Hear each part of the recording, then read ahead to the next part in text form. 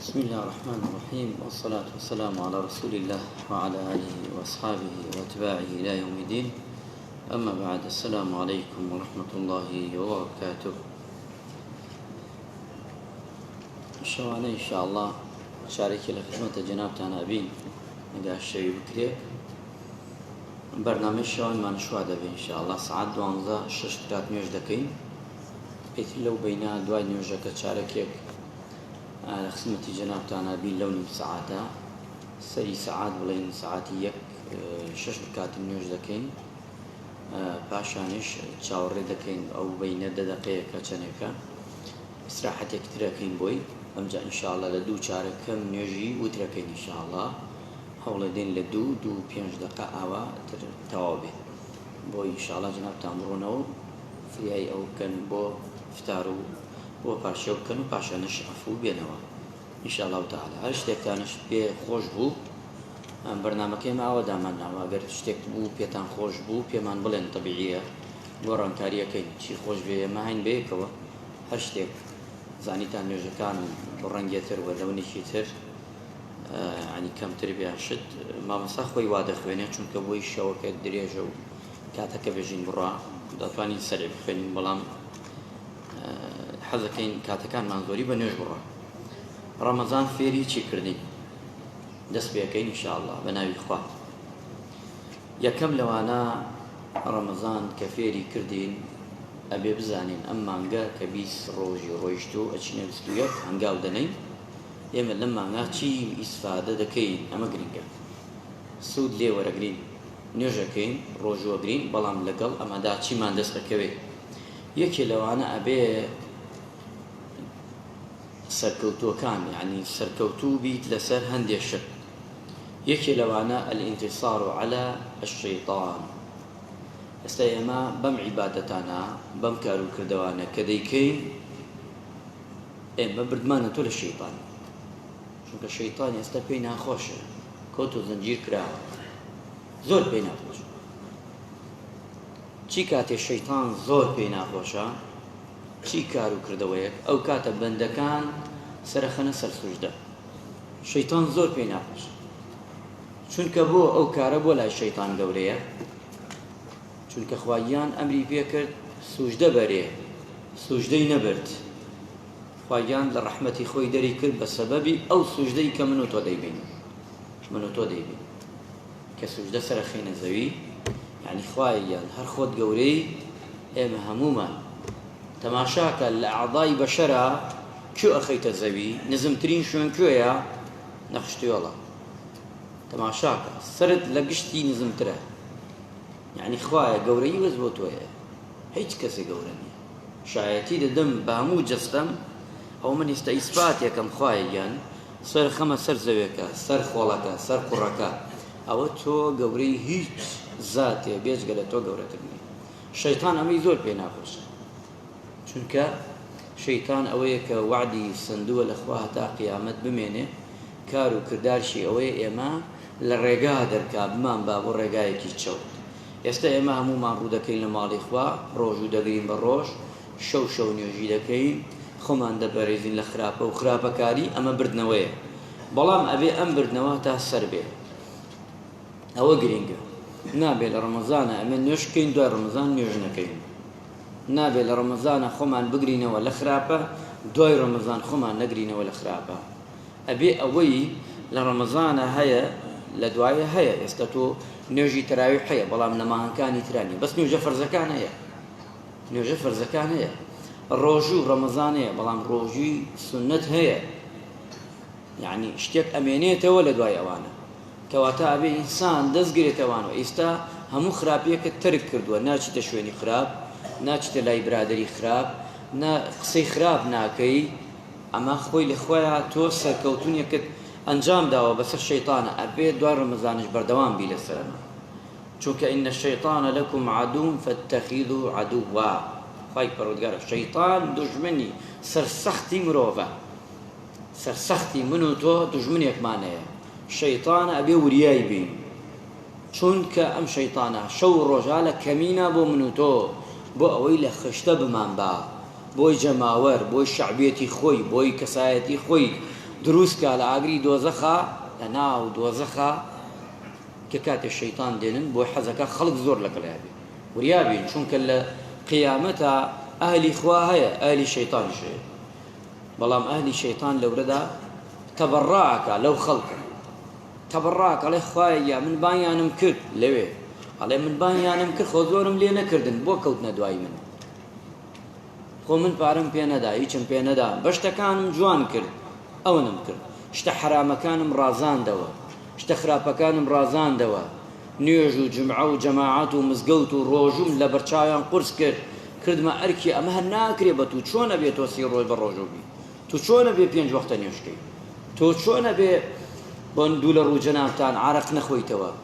داوێن پیسی نەکەی ئەمە نەکەی ئەمە نەکەی ئەو شتانە ئەڕازێنێتەوە شەیتان ئیشی ئەوەیە شتە باشەکانش قورسەکە هەل لە خۆیەوە قورسە بەڵام ئەو شەیتانە قورسەکە ئێستا تەماشاکە هەمومان سێکە مەلایکە ئاساژین بۆ واین سەبەب چییە چی دەفعەکەیە چییە پاڵمانەنا ئێستا دوای ڕەمەزان ئەتوانی ئاوا بیستە پاوە ئەم شەش کاتە بکەی هەل لە ماڵ ئەتوانی بیکەی بۆ خۆت ناتوانی ئەمە قووەتێکی ئیلاهیە دایەتێ من و تو خوای گەورە لە ڕەمەزانە بەرەکەتی تایبەتی هەیە بەڵام لەگەڵ ئەمەشدا چونکە شەیتان بەسراوەتەوە فێڵ و تەڵەکەی هەمووی نەماوە هیچ فێڵێک نەماوە مرۆڤەکە کەوتەتە سەر سیغەی خۆی جوانی خۆی ئەم مرۆڤانە چونکە یولد علی الفطر کە پێغەمبەری خوا فەرمی لەسەر پاکی دروست بووە کەوتۆتە سەر پاکیەکەی خۆی بۆیە ئەم مرۆڤانە ئاوا بینی هەمووی پەپولە ئاسا مەلایکە ئاسا لە بەهەشتا یان لە دنیادا سێرەکەی قوبعەیەکەوە قوبعەی بەهەشت بەڵام سێرەکەی لە دیوانی خوادا ئێستا تۆ سێ مەشە دەکە خوا نوێژەکەن ئاگاتان نوێژەکان بێ مەشەدی زۆر خۆش ئەم نوێژەیەمێکی تەسەوورکە تۆ ئاگات لەوە نەبێت کە تۆ ئێستا هیلاکی تۆ بڵێ مامۆستا تەواوێکایەنە تۆ تەماشاکە ئیسە من و تۆ ڕاوەستاوین چێ سێرمانەکە زاتێک ئەڵڵا ئەو کاتە کاتێ نوێژەکەی بگری بۆ خۆت ئەبێ ئێمە چەنێ تاوانبار و گونەحبار بین لە دیوانی خوا ڕاوەستین یعنی وا نوێژ بکە کە ئەنەما ئەمە ئاخر نوێژە وا نوێژ کە بڵێ خوایە بە فرمێسکەکانم ئەڵێم خوایە لێم خۆش بە فرمێز نەک ئەوەی هەوڵدەین زوو نوێژەکە تەواو بێ هیلاکە بین با هیلاک بین هیلاکی ئەم دنیا باشترە تا قیامەت هیلاکی ئەم دنیا هیچ نییە کەمێ قاچ ماژانەکە و لەوە زیاتر نییە بەخوا هیلاک بین نەبین هەر ژانەکە بەخوا هیلاک بین لە نوێژا بیبیتە سەر نەیبێ هەر ئەختیارە بی هەر پیرە بی هەر ئەڕۆی هەر نامێنی ئەی دەبات خوا ئەم جەستەیە هەر لە پێناوی خوادا بڕوا باشە سبەینێ باش شایەتی بدا خوای گیان خۆتە زانی نامتوانی بە پێوە بێسم بەس لە حزوری تۆ زۆر مەکرد لە خۆمە ئێسیا ئەمە گرنگە خواگیان تەماشامانەکە ئێستا کامیرەی ئیلاهی تەماشاکە کاتێ نوێژەکەی ئەو ئیمامە و لەگەڵ ئەو مزگەوتە ئەبێت تۆ هەوڵدەی ئەم دەشەوە بە یەکەوە ئێمە خوشوع دروستکەین بۆی زیاتر شەیتان شەق بەرێ زیاتر بێژین ئێمە بەندەی خواین ئێمە بەندەیەکین مخلصین بۆ خوا شایەتی بدەین ئێمە کەسێکین لە ئومەتی پێغەمبەری خوا سەڵەم خوایان تۆمان خۆشەوێ هاتوین لە ماڵی خۆمان دەرچوین لەو شوێنە گەرمە و نەرمە دەرچوین کە بخەوین هاتوین لە مزگەوتێ لە ماڵەکانی خوا کۆبینێتەوە بۆ ئەوەی عیبادەتی تۆ بکەین بیسەلمێنی خوایە بە مەبەستی ئەوەی لێمان خۆش بی ئەمە گرنگە بۆیە ئەم شەوانە بەڕاستی شەوانی پیرۆزە چونکە چاک بزانە پێغەمبەرگیانە فەرمی عەلەیهی سەڵات وسەلام سێکوتی شەو بە تایبەتی کاتی دوعاکان نابێ ئێمە خەومان بێ کاتی ئەو مامۆستای هەر کەسێ دوعاکە ئەو برایە لە ئەبێ ئامینەکەمان وابێ دەنگمان لە مزگەوت و لە حەرەم بچێتە دەرەوە چونکە تۆ زانی کێ لەگەڵتە ئامینەکە مەلایکە خواگیان تەماشامانەکە مەلایکەش ئامینمان بۆکە نابێ ئێمە ئامینێکی خەوانی بکەین ئامین ئامین نە ئامینێکی جوان بکە بە گریانەوە بە ئیلحاحەوە دەستە بپاڕێەوە زیاتر بۆی خوا لێت خۆش بێ لەوەی دوعای یەکێکمان لەمانە خوا لێمان قبول کە لە هەموومان خۆش بێ لە ڕیسپیەکان لە منداڵە بێتاوانەکان لە گەنجەکان لە مەکانی تر لە ئافرەتەکان لە دایکەکان لە خوشکەکان چونکە ئێمە پێویستمان بەخوایە مرۆڤ پێویستمان پێیەتی بە تایبەتی لەم زەمانە و لەم کاتەدا ئەم شوێنە شەو نوێژەی من و تۆ دەیکەین ڕەسوڵڵا کردێتی ساسەلم دایگێڕنەوە ئەمەنە ڕائوەستا بەپاوە پێغەمبەری خوا پاکانی ئاوسا ئەپەنەما نوێژەکە درێژ بوو دانشە هیچ عیب نییە دانشە بخۆت بە ئیسراحەت نوێژ خۆ بکە ناتوانی بە دانشتنەوە پاڵکەوە بچۆ دواوە بخۆت پاڵکەوە ناتوانی بەپاڵەوە بخۆت بەسەر نوێشکە طەبیعیە باشتەکان لێمان ئاسا بێ عیبە نەبێ من ناتوانم بۆ خۆم دانیشم قاچم کەمێ ژانەکە با دانیشم چی تیاهێن مەدام خوا ڕوخسەتی داوە کە خوا ڕوخسەتی داوە طەبیعیە گرینگەوەی ئێمە نوێژەکانمان خوشوعی تیابێ خضوعی تیابێ ئەوە گرینگە ئەو دوای هیچ نییە من چەندێ ڕائوەستم ناوەستم ئەوە تا ئێستا ئێمە تۆمارمان کە لە سجلی خوایە سەعات 12 بۆ 12:31 لە ڕۆژی قیامەتە ئاڵێن فڵان کوڕی فڵان تۆ لە مزگەوتێ لە ماڵەکانی خوا شەوی ئەوەنە ساڵی ئەوەنە تاریخی ئەوەنە نیم سەعات لە خزمەتی خوا تۆ ڕاوەستان واللهی ئەمجا تەمەناکەی هەموو ژیانت لە خزمەتی خوا بوایە ئەو لەورە حەسرەتە خوازی وەڵی خۆزگایە زیاتر ڕاوەستایە خۆزگایە لەوە زیاتر ئەو شەوە حتا بەیانی کە من لە خزمەتی خوا بوایە ئەمە گرینگە چونکە ئێمە شەڕێکمانەیە لەگەڵ شەیتانە ئەم شەیتانە خۆی تون دەکات دوای ڕەمەزان خۆی دەکاتەوە بەڵام بەگیانی ئێمە ئەبێ وریابین دوای ڕەمەزان وامان لێ نەکا هەموو کردەوەی ڕەمەزانمان بچێ و تەواو بێ کەواتە ئێمە کاتێ عیبادەت دەکەین ئەبێ بەدڵ لەگەڵیا بین مسلمان ئازەکە خۆمان فێرکەین خۆمان ڕابێنین ئەو ئاەتانەی کە مامۆستای خوێنێ بۆ ڕاوەستێ بۆ لەسەر خۆی خوێنێ چونکە بۆی من و تۆ فکرکەینەوە ئەو ئاەتە باش چیەکە خۆ تۆ ئەگە لە دا ئاەتێ تێبگەی بەسە لە لاپەڕەیەک نیم ئاەت تێبگەی لەو ئیمامە بەسە بۆ تۆ والله ئەگەر ئەم قورئانە تەئسیر لە دڵی من و تۆ نەکا والله بگری بۆ ئەو دڵە ڕقەت چەندێ ڕقە لو أنزلنا هذا القرآن على جبل لرأيته خاشعا أو قرآن داوزي أو جول الرق تقانا هاموي الأرزي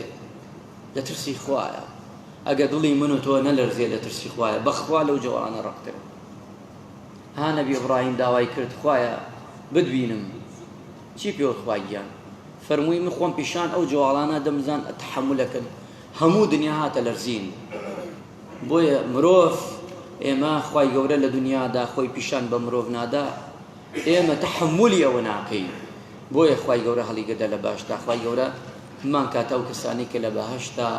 بە دیداری خۆی شادمانەکە و بەبینینی خۆی عیبادەتمان لێ قبوڵ کا تاعەت و عیبادەتی هەموو لایەکمان خوای لێ تەپاڕێنەوە بەم کار و کردەوە کەمانەی کە ئێمە دەیکەین بەڵام بە لوتف و کەرەمی خۆت بە میهرەبانی بە گەورەی خۆت لێمان خۆش ببە لە گوناح و تاوانی هەموو لایەکمان خۆش ببە ئەم جەمعە مبارەکە خوایە لەوەی کەمان بینێ و ئەمان بیسێ و ئەوەی لەگەڵمانەیە و